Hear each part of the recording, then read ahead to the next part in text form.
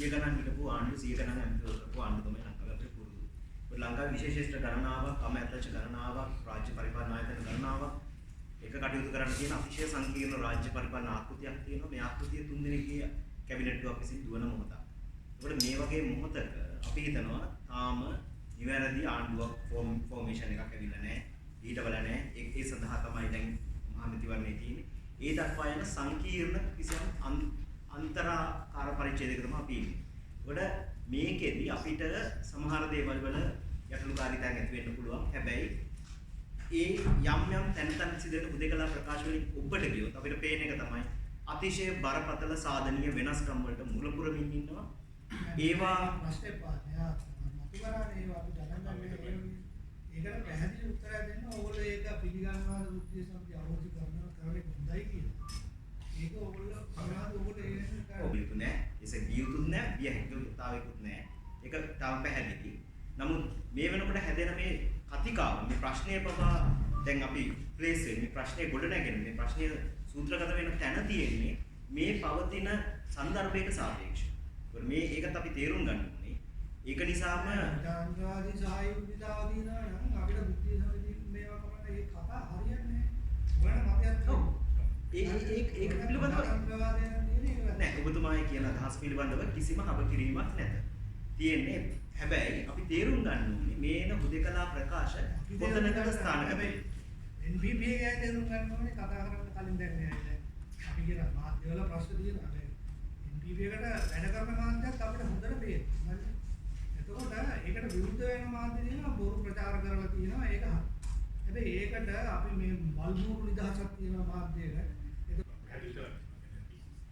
ප්‍රශ්න තියෙනවා අපි දෙක තුනක්ම ගමුද මම මේකටත් උත්තර දෙන්න අතර ඒක හරි.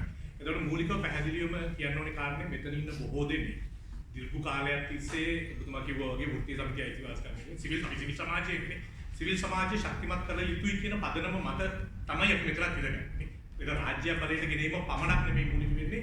ඒ රාජ්‍යයේ අපි කිව්වාගේ ජනතාව සමග තියෙන පොරොන්දුව නිසි මාර්ගයේ තියාගන්න අවශ්‍ය සිවිල් සමාජයක් ශක්තිමත් කිරීම පදනම මත ඉඳගෙන තමයි අපි මෙතන ඉන්නේ. අතට අපේ ගනුදෙනු තියෙන්නේ NPP එක විසින් ඉදිරිපත් කරපු වැඩසටහන. එතකොට වෘත්තීය සමිති සිවිල් සමාජ සංවිධාන පැහැදිලි ලෙසම ශක්තිමත් සිවිල් සමාජයක අත්‍යවශ්‍යයි. වෘත්තීය සමිති කියන්නේ කම්කරුවෝ සටන් කරලා දිනාගත් අයිතියක්.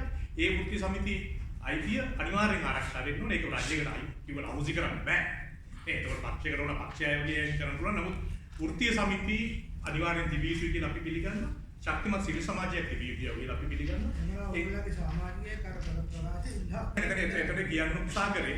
ඇත්තටම උදාහරණයක් ඇටියට පහුගිය රජයේ කාලේ වෘත්තීය සමිතිය හොසි කරන කම්කරු නීති කරන මේ සියල්ල කරනකොට සද්ද නැතුව ඒකට සපෝට් කරපු අයට ඒක දැනතු හිටියා. ඉතින් ඒක කරන්නේ නෙවෙයිනේ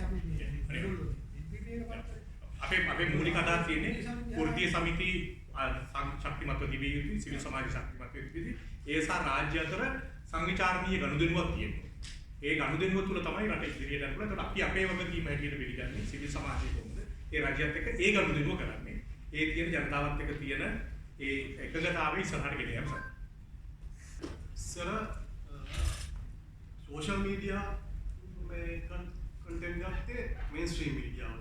දැන් ඒක අනිත් පැත්තට රාජින මම කියන්නේ 100% නෙමෙයි යම් පර්සන්ටේජ් එකක් මේ මේන්ස්ට්‍රීම් මීඩියා ප්‍රධාන මාධ්‍යයක් ගන්නවා සෝෂල් මීඩියා වල යන්නේ. අපිට දැනගන්න පුළුවන් දැන් මම හිතන්නේ ඕපන් සංවාද වලට ඇවිල්ලා දේශපාලඥයෝ කියනවා මේක Facebook එකේ මේ තිබුණේ මෙහෙම තිබුණා එහෙම කියලා කියනවා. ඒකෙන් හින්දා එහෙම ඕනතරම් තියෙනවා. මම කියන්නේ ඒක වැඩපිළිවෙලක් කියන එක හදන්න ඕනේ. කියන්නේ ඒක වුණ නෑ. ඒ කියන්නේ ඒ සාක්ෂර සෝෂල් මීඩියා ලිටරසි කියන NGOs තනින් තන හුදේකලා දැන්වත් කිරීම ඒව කරනවා. ඒ මම කියන්නේ ඒක අපේ අධ්‍යාපන ක්‍රමයෙන් නම් වෙන්න ඕනේ. කියන්නේ අපි මේකත් ඇත්තද බොරුද කියලා දැනගන්න ඕනේ. කියන්නේ මේකේ සෝස් එක මොකක්ද?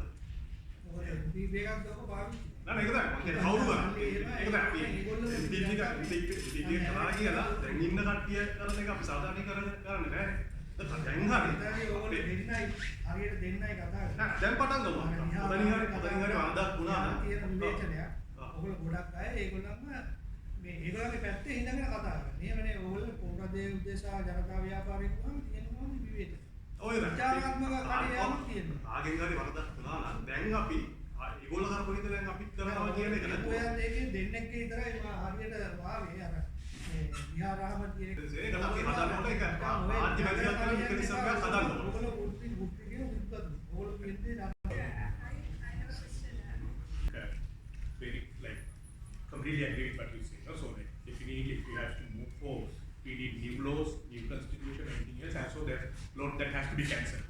And we know that it won't be easy because it's involved like international legal frameworks, it involves a lot of international pressure, and we know that definitely if government goes to like work with the Adani agreement, there will be pressure from the Indian government, which is done.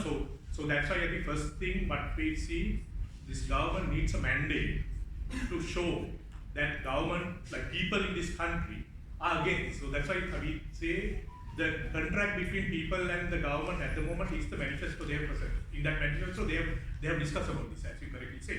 So a strong mandate at the election is a clear signal to the international community also. People in this country is looking for something else, and government is responsible for that.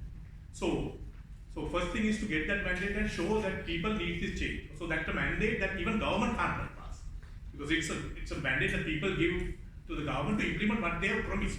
So as a civil society movement, once again, our duty is to hold them accountable for what they have promised and to their program, and provide them technical support if necessary. Will you do that? Yeah, so definitely I think that's something that we want to do. Like this can be done with the international lecturers as like local intellectuals as well as international groups. I mean, we've been like working with number of other organizations all over the world who are working on different issues, like be it the debt agreements, like be it the bilateral agreements, be it like even with the IMF agreement with the IMF, government has said that they will be negotiating. So that needs. Are they still saying that?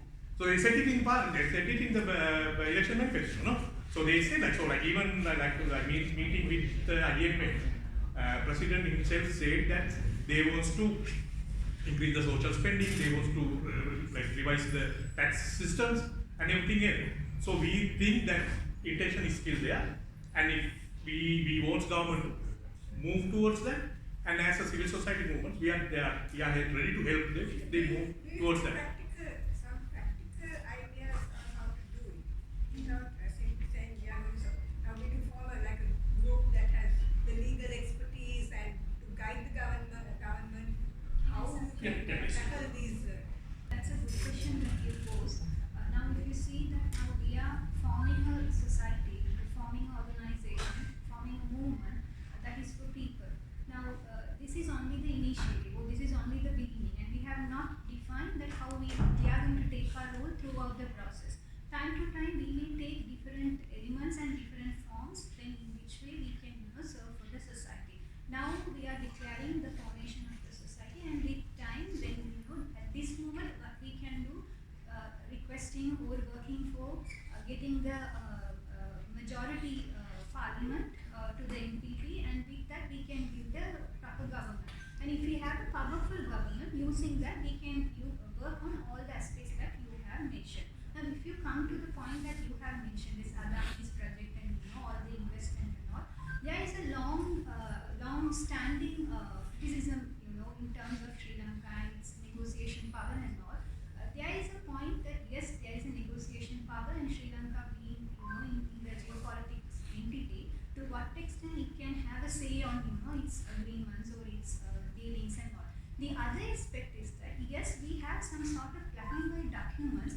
Using them, we can do a certain standard of negotiation, but we don't have a way, we don't have the time to do that. Now, in the previous regimes, maybe because of lack of knowledge, or maybe because of not having the willingness to work with the experts in the society, they have not done it. First of all, if you take the investment, now about the international investment, there are these bilateral investment treaties. When you do the investment project with certain countries, or when you are trying to put the investment into our country, we have a bilateral investment with that particular country, and using that we do the investment. And there are model bilateral investment agreements. And if you see them, if you compare them, even within the South Asian region, we are backdated. We have not balanced the rights of state, the people working on the investment projects, and especially if you are touching of environment perspective and all, we have not balanced. So as if I come to the question question that you asked. Now we are a group of people. We are coming from working people of human rights activists, political activists, lawyers, lecturers working on international law, lecturers working on international investment law. So I think when the time approaches, we can take different forms and we can be a pressure group to the government, and taking different roles, we can provide the support. Now we are here not to defend the regime or not to protect the regime. We are here for the people. We always voice for the people, and I think it is the desire of the people. It is the wish of the people that has come as the regime today. So we will only stand to protect the people's wishes in terms of protecting the state and in terms of protecting the movement that we are carrying out. So that is something I want to highlight. Though we might have pointed out that the criticism that is there in the society or not, but that doesn't mean that we are just blindly protecting the state or protecting the political culture.